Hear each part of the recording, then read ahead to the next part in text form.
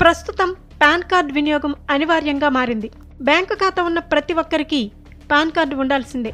ఈ నేపథ్యంలోనే pan card ఉపయోగిస్తున్న వారికి కేంద్ర ప్రభుత్వం కీలక ప్రకటన చేసింది. పాన్ కార్డును ఆధార్ కార్డుతో లింక్ చేయాలని ఇప్పటికే కేంద్ర ప్రభుత్వం ఎన్నోసార్లు అలర్ట్ చేసింది. ఆర్థిక మోసాలను అరికట్టడమే లక్ష్యంగా కేంద్రం ఈ నిర్ణయాన్ని తీసుకుంది. ఇందుకు గాను ఇచ్చిన గడువు కూడా ముగిసింది. అయితే ప్రస్తుతం ఎవరైనా ఆధార్, పాన్ లింక్ చేసుకోకపోతే జరిమానాతో లింక్ చేసుకునే అవకాశం ఉంది. అయితే తాజాగా ఇందుకు సంబంధించి మరో కీలక ప్రకటన చేశారు. వచ్చే డిసెంబర్ 31వ తేదీలోపు పాన్ కార్డులను ఆధార్ కార్డులతో ఖచ్చితంగా లింక్ చేసుకోవాలని తేల్చి చెప్పారు. లింక్ చేయని పాన్ కార్డులు డిసెంబర్ 31వ తేదీ తర్వాత డీయాక్టివేట్ అవుతాయని ప్రకటించారు.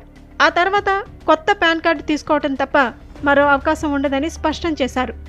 అయితే ఇందులోనూ పలు సమస్యలు ఎదుర్కోక తప్పదని హెచ్చరించారు. కొన్ని సంస్థలు కస్టమర్ల అనుమతి లేకుండా వారి ప్రొఫైల్స్ను రూపొందించడానికి పాన్ సమాచారాన్ని ఉపయోగిస్తున్నాయి. ఇవి ఆర్థిక నేరాలకు దారితీస్తున్న నేపథ్యంలోనే ఆధార్తో లింక్ చేయాలనే నిబంధనను ప్రభుత్వం తీసుకొచ్చింది.